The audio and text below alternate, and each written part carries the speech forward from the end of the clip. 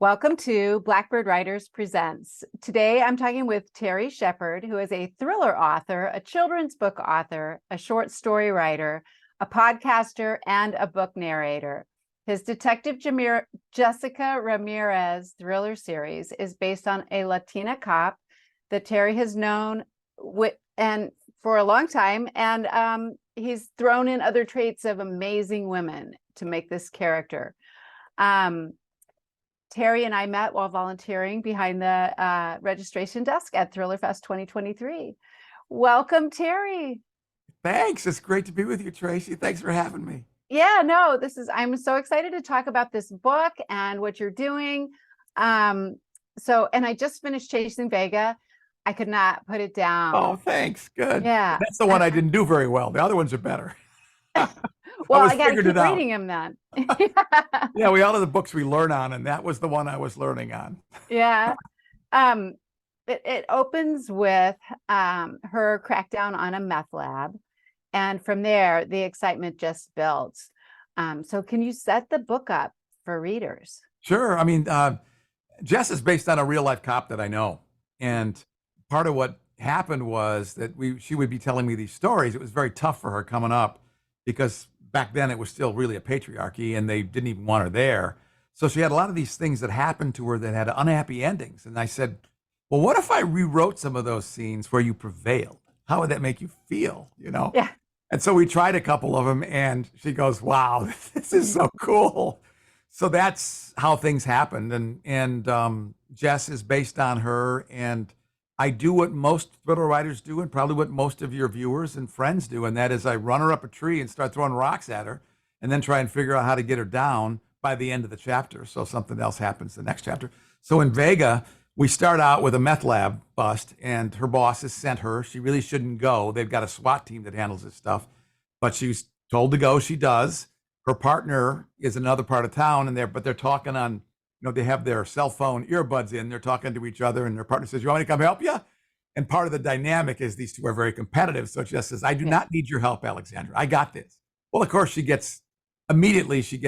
other two guys are supposed to be backing her up, let her down. The bad guys get her. She's in the basement with a knife at her throat, has to figure out how to get out. And as she's coming out, her partner is on the other side of the street with a rifle and takes out one of the bad guys. And then Jess says, I had this under control, Allie. Right. I did not need your help. And Allie said, you can't even walk. How could you even hold a gun? And that's kind of the dynamic. Well, from there, she's the one that gets in trouble, right? So she gets suspended and Alexandra doesn't want her to be alone. So Allie gets in trouble. They both get thrown out for 30 days. And she decides to go to Arizona to visit her uncle, who's the sheriff in Coconino County out there. And there just happens to be a serial killer, a really bad girl who finds badder men that have gotten away with murder and kills them and throws them into the Colorado River off the rim of the Grand Canyon.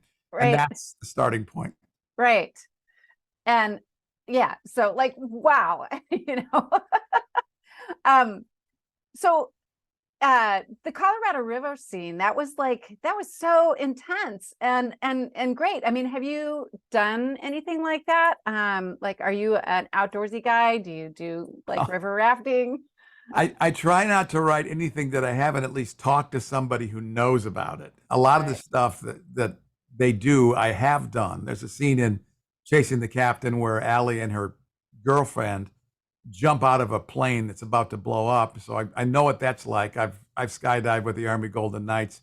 I've driven NASCAR at Charlotte. I've gone to cop school to learn how to drive. I've been to the DuPage Center where they have this kind of Disney-esque scene that it's a city street they can set up in any situation. And I've been through some training scenarios there that they use, digital guns and stuff to be able, so you actually can feel that.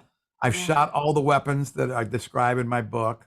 The guys at the gun store know when I'm writing something new because I take in the old ones and I say, here, take them. This is what I need for this one. Right. And, but I'm not a heavy duty person in any of these areas. I just want to understand enough about the characters so that I can paint them realistically. Because I'm not a woman, I'm not a Latino. But what I want to do is I want to try and understand enough where I can feel like I've walked beside them. And sort of the the real gift from the Jessica books has been, I feel like I'm a man with a lot more compassion for differences because I have walked beside these people. I can't be them, but I can Right. certainly understand them and I can support them and I can love them. And I really do love the characters in the Jessica. Yeah.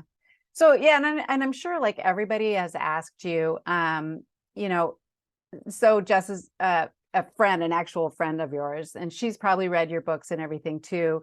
But how did you really get the details and the language right in these books?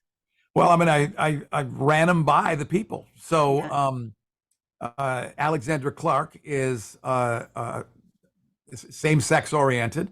And my wife and I, we have a ton of friends in that community.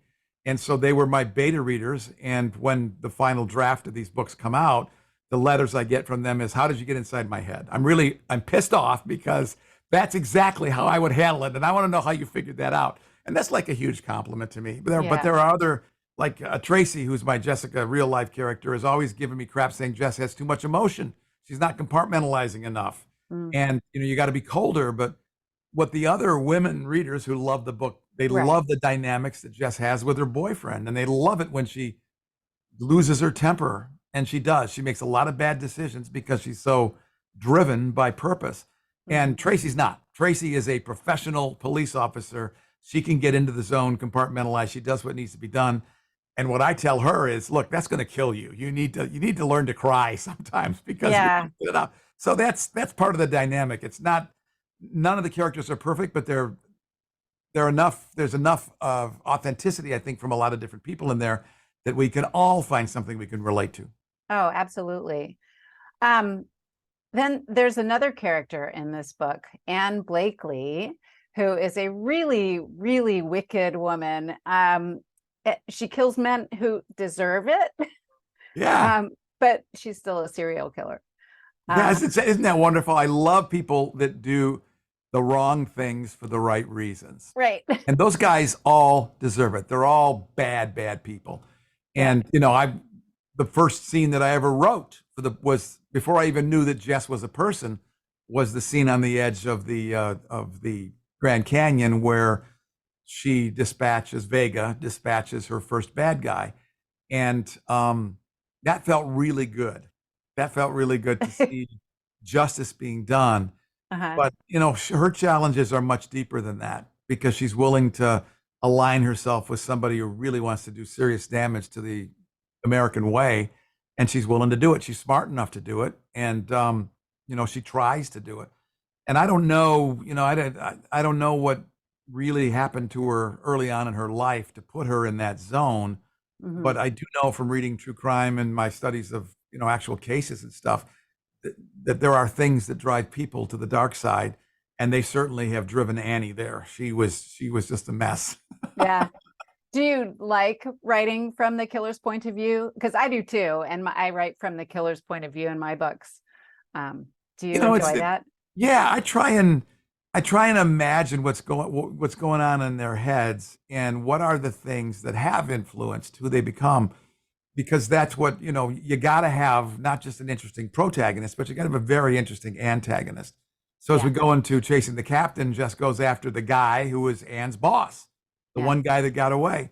And he's a Russian dude with equally malevolent things, but he's working for some other guys too. And in book 3, Jess ends up going after, well, she doesn't, but Allie ends up going after the 3 guys who are running the captain. So there's a story arc for all of the characters in there that touches these bad guys, and there's a commonality. And I think, when we binge watch TV shows, you watch them as much for the bad guys as you do for the good guys, because you can't wait to see what happens. They get their comeuppance. I know. What are they going to do next, right? Yeah. Yeah. I think it's interesting to get into their heads. So yeah, that's fun. I mean, that's the cool thing about writing is that you can explore human nature from so many dimensions. Yeah, and, exactly. And every one of us comes to this game with a set of tools, right, that we use to live, and they're all different. And that's what makes it so much fun, is to I try and make these characters that are diverse. I try and make them heroes that people that live in those bodies might want to grow up to become. That's the fun part. When I hear from some kid who's on the autism spectrum that says, wow, I didn't realize I could be a medical examiner like Joey Price. that just makes my whole day, because some of the smartest doctors I know are on the spectrum, and we didn't know what the spectrum was when they started in the biz. Oh, right. And they've learned, I mean, we all learn how to exist in the world, and sometimes it's different from our comfort zone. And I love it. I love it, especially when you're opening the door for somebody to say, wait a minute, maybe I could do this. And then when they actually go out and do it, that makes it all worthwhile. It's not about the money. Right. I think you're right. One of the things I read is that DEA experts advised you to alter the names of drugs in your book. Yeah, the drug that Annie uses is called, I gave it the name Bergulon. I named it after the guy, the doctor at Mayo Clinic, who told me about it. And it's a drug that you could figure it out if you looked it up. It's a drug commonly used by anesthesiologists to paralyze a person that's going to go under deeper anesthesia so that their limbs won't move when the doctors are working on them. In reality, it cannot be turned into a version that can be inhaled, which is what Annie uses to kill bad guys. But we don't know that it couldn't be by some smart person. So I try and use different words for stuff like that, so that people have to work a little bit to figure it out. Yeah, no, I like that idea a lot, because then you're not like giving them ideas. Well, that's all we are doing, right, Tracy? I mean, we're giving them ideas. We're showing them methods of murder. We're showing them details on guns. We're showing them dark places where they can do it, how they can lure people. Yeah. But we're also showing how to avoid it. We're also showing justice prevailing. Yeah. I mean, if you read a Jess book, she's going to win. She's going to win. It's just a question of how much suffering she's got to do on the way there. Well, yeah. And I think that's what my 5-star readers really like about her, is they know when they pick up one of those books that it's going to be a wonderful roller coaster ride. It'll be a nice escape from reality. It's good. It's a good book to take on a plane. They are. And you can digest it quickly. I'm not trying to change the world or anything. Every chapter leaves you wanting to turn to the next page or work harder than that. But they're fun. They're fun. The people you want to root for them, but you also suffer with them, and you go, I got to get out of this. Like, how are we gonna make this thing happen? Right. And that's the excitement. Yeah, and that's why I love thriller. Right. Yeah. Oh, it's great. Yeah, it's great. I know, it's awesome. And the other, another dimension that I never really understood until I started doing it is that these things are just perfect. Thrillers are perfect for audiobooks. If you get a great narrator that knows the story and can bring it to life, it opens that market to a whole new set of ears. And when I actually hired one of the best narrators in the business to read Vega, and then I started narrating myself, and I was advised to narrate the second one. So I did, and that audiobook sold like crazy because people were starting to tell other people about it. My narration. What was the process like for you? Was it hard? I mean, because I've heard it's kind of, it can be grueling to. Yeah, it just takes time. Hours. Yeah, it takes time. I mean, what you learn as you learn the trade, it's like any trade. You learn the secrets of how to do it fast. And I can do it without, I used to pre-read the books I narrated, but now I just roll with them. I try and work with authors that I understand, and I roll with it. And especially when you're reading your own stuff. Right. The thing about narration is that it really helps with dialogue creation for me.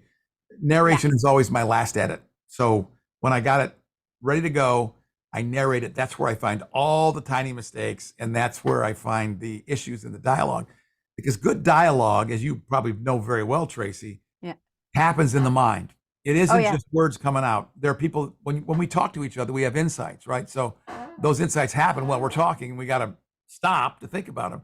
Right. And a good narrator imbues that into the story. So when I'm in the zone and when things are going really good with the books I'm reading, I feel that. And I love it when my wife and I, we driving home from visiting our grandkids, and just say, I want to hear the scene on the London Eye scene from Chasing the Captain, where Jessica's jumping off of that helicopter onto the Ferris wheel in the middle of the night and shooting out the thing so she can land safely in the gondola. Will you read that? Play that chapter. I love that one. And that was a problem with book 2 for me, Tracy, because once I had written that's like the end of the second act. Yeah. I didn't know what to do. I couldn't top that scene. So I was off off that book for about 2 months until the woman that I hired to be my business manager, who keeps me working, said, "Hey, you better figure this stuff out, buddy, because we need a third act." Yeah. But that's Well, fun. I mean, it's great when the muse is singing to you. You know what that feels like. oh yeah, definitely. You stay up all It's night. awesome. Yeah. Yeah, you do. It's great. Um, One of the things I also loved about this book is that you don't sugarcoat their path, like point A to point B. It's not like a really straight shot for this whole story to take place. There's bumps and crashes along the way. Yeah, I mean I think that's the That's essence real of a life. good plot. Yeah, I mean you don't. I grew up watching TV shows where I could predict, I mean, Right. even Gunsmoke and stuff. Like my buddy Lee Goldberg says, whoever the first person is that's not in the main cast to show up is the one who's either going to get killed or is the killer. So when you Yeah. those two people, and then I remember as a kid looking at my dad and saying, "Okay, here's what's going to happen in this story." Well, I don't like writing like that. No, I don't either. Yeah, And I don't like want watching something. those shows. Yeah, there has to be some revelation that nobody and even the cast doesn't know that happens, where they Right. got to do something quick. I mean, Yeah. that's the subway scene in Vega, right? Where they realize that there's C4 plastic explosives that are going to blow up the whole area, and they've got like 2 minutes to get out, Right. and they don't all make it. Right. Allie figures it out, and she says, "We better get the heck out of here now," and they just run for it. And Yeah. I didn't even know that when I had him in the subway and I was writing the book. I do some plotting, but I let the characters sing to me. Yeah. And that one, I had him in there and I didn't know what was going to happen. And I was thinking, what is Allie going to find when she opens that box? Right. And there was the C4. And then And I there- knew exactly where it was going to Yeah. Yeah, no, I love writing like that because your characters are basically telling you the story, and Yeah. sometimes you just don't even know, and that's the Yeah. best. Well, and do yours talk to you in the shower? I mean, I have these, I'll be driving down the road when I'm in the middle of the book, and all of a sudden Jess and Allie start to argue. Yeah. Or my wife, who gives me some great lines. I mean, she's just so funny and smart and acerbic. And Yeah. I'll say, I gotta write that one down, babe, because that one's got to go in the book. Like that. Yeah. But they do. They come into your head and they start, and sometimes they'll wake me up in the middle of the night. I'm In the middle of the night. Yeah, That's 3 usually when a.m. I get it, or like 5 in the morning, Yeah. Yeah. It's crazy. Yeah. Because you come in, you fire up the computer, and then people see that you're on Facebook because your light goes green, and my West Coast friends will say, "What are you doing up at 4 in the morning?" Yeah. And I'll say, "Leave me alone. The muse is singing. I'm trying to get it down as fast as I can." So every author that I've talked to has a different publishing journey. What led you to write thrillers, first of all? Yeah, well, I was a corporate guy for many, many years, and one of the things I grew up in Ann Arbor, Michigan, and my parents filled our house with a rainbow of people. I mean, back in the '60s, we had people of every color, every persuasion, and they loved to bring people together that had differing views and sit around the dinner table and fire them up so they'd argue about it. And back then, we knew how to argue without being mean about it. And Right. it was fascinating to watch these amazingly smart people wrestle with things like Black power and sexual preference and things like that. And I also grew up with an understanding that everybody should have an equal shot. And once I got into the corporate world, I realized that a lot of us white guys were running things, and I didn't like it. So part of my thing in the corporate world was I was always looking out for women and minorities, and definitely for people that were disabled. I was always trying to find creative ways for them to get promoted and have earned the path. I would, help that with them. And when we finally moved back to Florida, I couldn't do that anymore. Yeah. And that was a problem. That was a big problem for me psychologically. And my shrink she says, "Why don't you've written a lot of nonfiction, pick a pen name, create your own worlds where you can still do this and make those people heroes." And I said, "Wow, that's really outside my comfort zone, but I'll give it a shot." So what I did was I wrote fan letters to at the time, the 4 famous authors that I really loved: Dan Brown, James Patterson, Allison Leota, and Megan Abbott. And I said, "Hey, I'm 65. I'm not a fanboy, but I think I want to be an author. what's one piece of advice you'd give me to start me out? And to a person, they did much more than that. Some of them became my friends. They read my chapters. They sent me outlines of their books. We talked Wow. for hours on the phone and by email and stuff. And what I discovered is what you discovered, and that is that this is an amazing, supportive community of people that It want to really is. help. So I learned, I went to a conference and a woman said, "Do you know what a story consultant is?" I had no idea. And she recommended one. I wrote to her, and she wasn't taking people, but Mm, I said, let's have a chemistry call. Let's get on the phone for 30 minutes, see if we like each other, and then right. decide whether you got room. And we hit it off. And she was the one that really taught me about plot and character development. And then my editors, I started out, I didn't know what I was doing with editors. So I Mm, found one of the best. I found a Pulitzer Prize winner and winning editor. I spent way too much money on her. Um, but I learned a lot from her. And right. then I talked to my fellow authors, like you all do right out there that are Right. watching this. You say, who do you think would work good for me? And as a result, I have 4 different editors that I work with, depending upon what I'm writing. And sometimes I let 2 or 3 of them have a shot at the manuscript before it goes out, because they each bring a new sensibility to it. Right. And we get too close to the story, right? So that Yeah. those people, cover designers, all those folks, and then the folks that had figured out the Amazon system, I learned little bits and pieces from them. And by book number 3, I was helping other people get their stuff onto Amazon or Ingram Spark. We were talking about whether or not to do bookstore sales and all that kind of thing, marketing, Right. all that stuff. And then this publishing company that my wife and I set up, basically to own my copyrights, ended up becoming a thing where other people can come to get help. And that's been one of the unexpected surprises of this journey, along with Yeah. narration. I didn't expect any of that stuff when I started, but it's kind Right. of what I do 80% of the time now. Is helping other authors. Yeah. Yeah. I love it. It's great. Yeah. Yeah, no, it's great. And this community just it is totally my flock, my tribe, Yeah. I love it. It's hard to describe to people who haven't been in it yet, but Yeah. I don't know of any other community I where don't it's that either. competitive Yeah.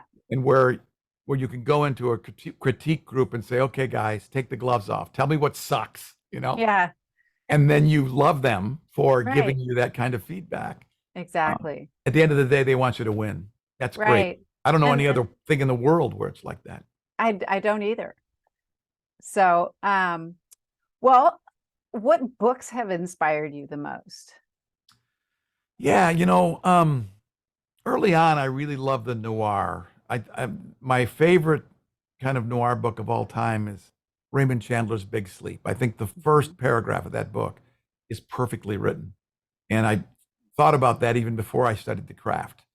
The plot in Big Sleep is a mess. I mean, it doesn't make any sense at all, but I love reading it. I go back, I have it up there. I go back to it and read it all the time. Mhm. The other thing is I try to read as much as I can. When I started doing the podcast, the reason that I agreed to become a podcast host was because I wanted a reason, like you do, Yeah. for authors like me to say, yeah, I'll hang with you for a while, Yeah. because I'd be promoting their books. But what happened after the call, after the show, was where the magic was. I'd say, hey, listen, I'm struggling with this. What do you think? And they would tell me, and they would tell me Yeah. what that was. So that really became part of my thing, was I had to read their stuff to be able to interview them. So I've read a wide range of Mhm. things, all different kinds of genres. I've had interesting conversations with New York Times bestselling authors who have told me offline, look, we are hired guns. We can write in any genre. I Yeah. just happen to have created this thing that's now on Netflix. Just Yeah. I found a guy that's famous, and I'm stuck with him. I'd like to write other stuff. It's like J.K. Rowling tried to Yeah. write something that wasn't Harry Potter, and nobody liked it, right? That's what they Right. wanted. Well, Reacher. They want more they want Reacher. Harry. Yeah, they want more Reacher. They want more Harry Bosch. Yeah. So I feel very much like I did when I was a rock musician, in that when you have a hit record, you end up playing that same song the rest of your life. Even Yeah. though you might want to, as a piano teacher, you know that you run through the same stuff with your students from beginning to end. You got the books that work. But Yeah. dang, wouldn't you love to break out some ragtime sometimes? Just do something a little different. And Yeah. that's part of my thing with my writing journey, is I'm not afraid to do that. So Jess is going to be what I'm working on now is I'm working on a PI who's much more like me, he's a failed cop who's in his late 60s, who lives in a automotive junkyard. Uh-huh. And as a security, he lives in a house trailer there as a security guy, and that's how he gets his rent. But he's the PI that you go to after everybody else has said no, and he makes all kinds of mistakes. But Jess is in his world. He needs a way back into the cops for information, and she's there. It happens in the same city, and I'm having fun with that. I have a couple of those short stories that I've written with him that are on their way to anthologies and things like that. Oh, So cool. I'm writing that, and I'll sometimes we'll challenge each other. I have a friend who challenged me to write in a genre that was way outside my comfort zone.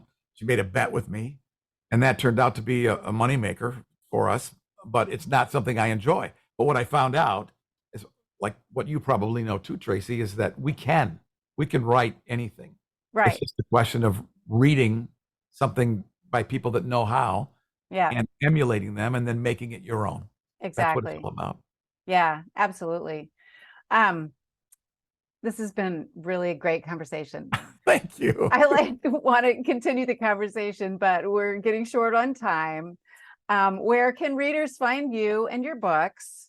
And will there be any more Jessica Ramirez books or I spinoffs actually, or yeah, I have a Just 4.0 that's done, but I don't like it. So I've been sending it around to we all have these inner circle of 4 or 5 people that we trust, and I'm sending it around to them and said, look, what's wrong with it? Why is this bugging me? Why don't I want to go with this? But I also found a very interesting plot. I had my 50th class reunion, and surrounding that, somebody had a video. I'll try to make the story short, but they had a video that was shot. We had a very good storyteller in our elementary school, and a bunch of us, 5 of us, went to the University of Michigan Television Center, and she told us a story, and it was put onto a video that came into circulation. I had forgotten I'd even done it, but one of the girls that was there had a name that was very similar, because my second grade girlfriend, who I'm still in touch with, was in the show, and she said, I always remember Sylvia. And we were pen pals when she went to England, and I was her friend until she died. So she died. So I looked up her obituary, and I didn't find hers, but I found another Sylvia that was part of a fascinating set of deceptions by a woman who kept grabbing other people's identities.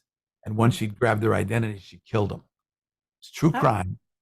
And so where Jess is right now in karma is she's had it with the cops. She doesn't want to do that anymore. And I think that might be a story. So I might go down that road. Who knows? But yeah. as far as connecting, terryshepard.com, that's the place to start. All my link to Facebook is there. All the books are there. All the narration's there. The podcast is there. Terry@terryshepard.com is my email. I'd love to hear from anybody. I love talking to other people who like to read and like to write. Great. Well, thank you so much for joining us at Blackbird Writers Presents, and we will see you around. You definitely will. And by the way, I'm a huge fan of this podcast. So cool. Keep at it. I learn something every show that I watch. And thank you, Tracy, for having me on the program. Yeah, thank you. Bye.